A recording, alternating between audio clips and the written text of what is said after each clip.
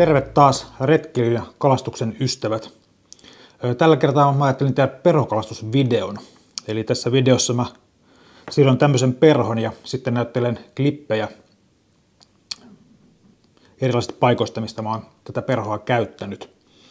Eli tässä on historiassa sen verran, että mulla on aina silloin tällöin ihmiset on pyytänyt, että teepä tuommoinen perhonsidontavideo tai videoita, ja olen niihin aina sanonut, että en tee, että YouTubessa on ihan tarpeeksi perhonsidontavideoita, jotka ovat mua pätevämmät kalastajat ja sitojat tehneet.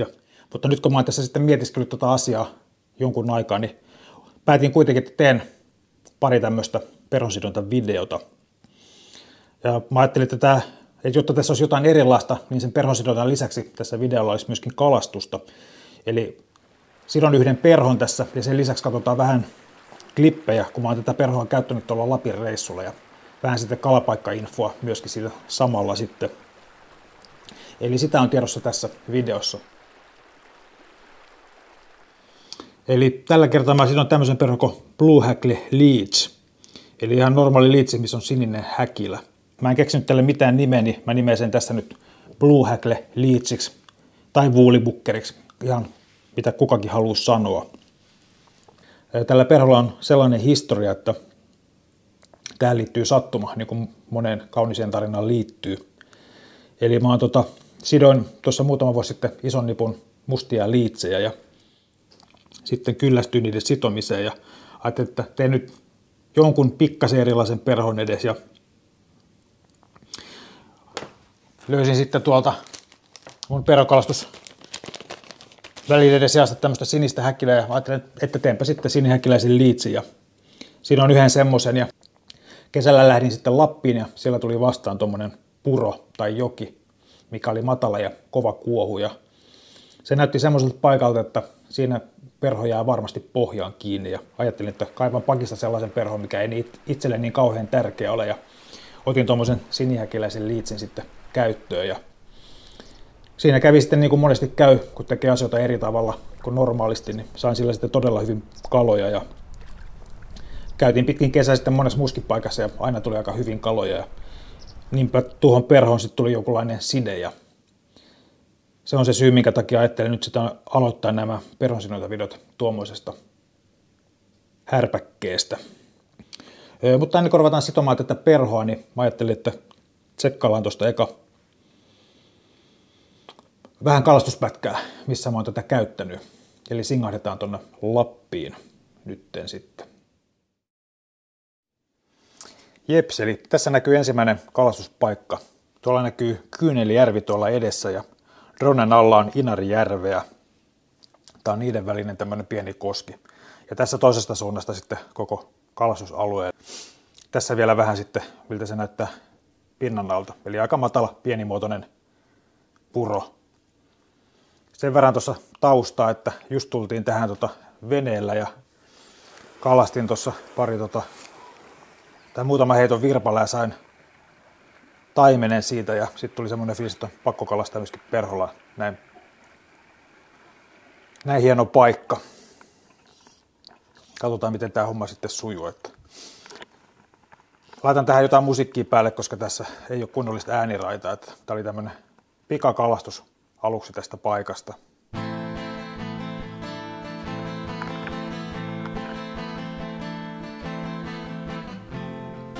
Mikä tahrasi enkelin, katkaisi siivet sankarin.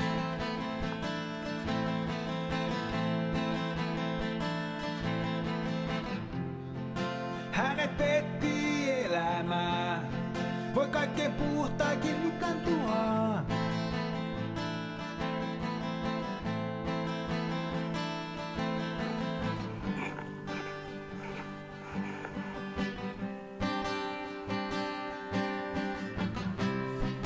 Nyt tän eläkuun valosta, pimeistä kujista, syyssateesta, koleista haaveista. Nyt tän eläkuun valosta, pimeistä kujista, syyssateesta, koleista haaveista.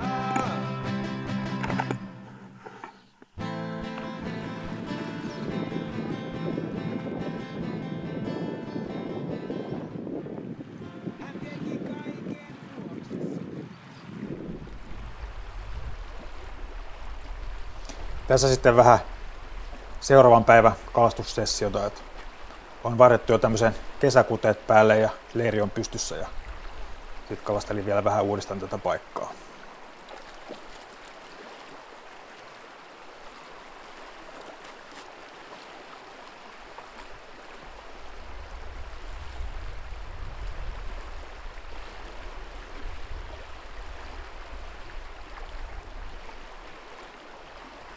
Semmoiset sessiot.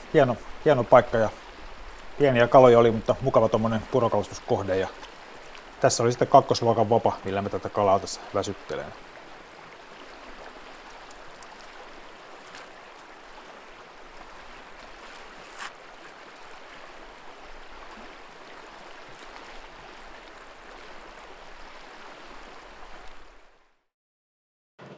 Jees, eli Blue Hackle Leeds. Sen tekeminen lähtee nyt käyntiin ja mä pistän kaukoputket päähän, niin tästä tulee ehkä hyvällä tuurella jotain. Ja nämä lasit on sitä varten, että silmälasipäistä ei saa lyödä eikä myöskään alapeukuttaa YouTubessa. Eikö se näin mennyt? Eli ei oteta kauhean tosissaan tätä touhua. Eli mulla on valmiiksi asennettu tänne tuo lyijyhommeli tonne. Nyt mä käytän poikkeuksellisesti aika paksua tämmöstä. Tää on Big Fly Streameri lankaa tässä. Mä käytän vaan sen tuon kiinnittämiseen ton lyijyklunssin tuohon. Tää tulee vähän nopeammin, ei tarvii niin montaa kierrosta laittaa tuota. Eli tässä on aika ohut koukku ja tuossa on aika paksu reikä, niin tälle pitää saada vähän tukevuutta tähän hommaan, että sen saa kiinni tuohon järkevästi. Tulikohan liian paksu? Katsotaan.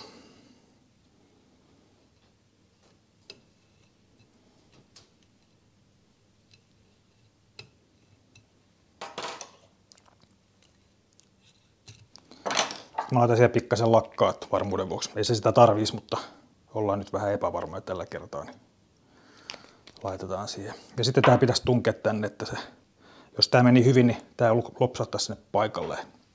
Niin se menikin. Sitten otetaan musta lanka, mikä on se varsinainen sidontalanka sitten. Tää on 8/0, eli aika ohkasta. Tässä voisi olla kyllä paksumpaakin. Tulisi vähän vähemmän katkomisia, jos olisi paksumpi, mutta en jaksa nyt ruveta vaihtaa, eli mennään tämmöisellä pintaperholangalla. Ja niin kuin mä sanoin, niin mä teen aika paljon näitä fiilispohjalla. Tämä on ensimmäinen kerta, kun voisi miettiä, mitä tekisi tälle perholle. Halusko laittaa lisäpainotusta, että halusko tästä tehdä tuommoisen kunnon syvyyspommi ja me voitaisiin vaikka semmoinen tehdäkin tällä kertaa. Eli heitetään vielä muutama lyijylanka tuohon, tai muutama kierros lyijylankaa tonne.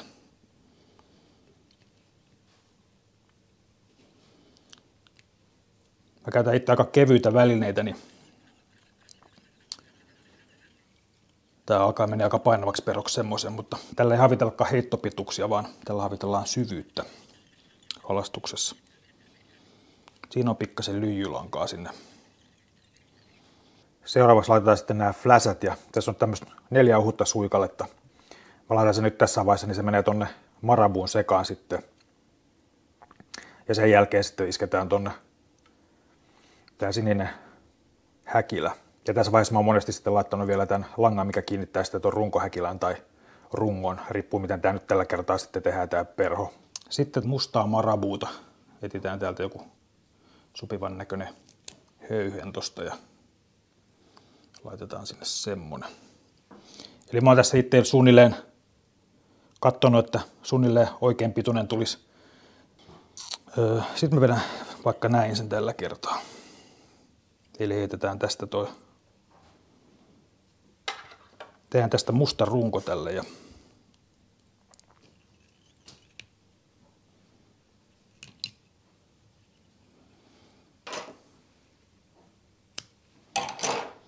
tästä tulee nyt tämmönen rouhea kalastusperho.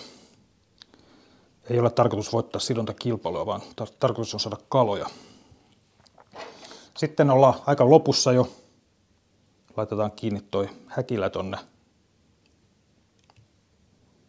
Tai siis tämä kierre. Saadaan vähän tuo runkokin tuommoista eloa.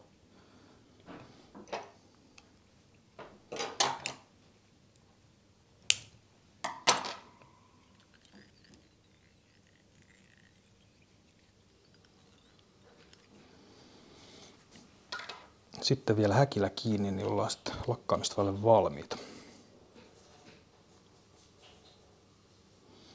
Tulikohan tästä nyt hyvän mittainen? Varmaan ihan ok. Näyttää ihan siedettävältä. Kyllä tällä harjuksen saa. Sitten laitetaan vielä solmu tonne. Ja tosiaan mä oon käyttänyt tämmöisiä jigimäisiä päitä, mutta tähän käy ihan normaali kuulapääkin. Tää on Wolfram-pää. En usko, että sillä on mitään väliä, miten päin se koukku siellä ui. Että uskaltaisin väittää, että kaloja ei semmoiset asiat kiinnosta. Sitten vähän lokkaa perään ja siinä Blue Hackle Leeds. Eli nopea tehdä ja joka paikan höylä lentää kevyelläkin välineellä jonkun verran. Mä oon kalastanut 3 vavolla tämmöisellä, että ihan sutkot hyvin on mennyt. Ja näitä päitä löytyy sitten eri painoisia, ihan oma fiiliksen mukaan vaan tekee. Ja tässä on nyt sitten 2 eri tavalla sidottua samasta aiheesta. Tuommoinen pitkävartinen streamer-koukku ja sitten tuommoinen lyhytvartisempi nymfikoukku. Semmosta. Mutta voitaisiin käydä tässä välissä vielä katsomassa toinen todistusaineisto. Eli katsotaan toinen kalapaikka ja järvikohde tällä kertaa, missä mä kalastin tuommoisella perholla. Sitten tässä on tämä toinen kalastuskohde.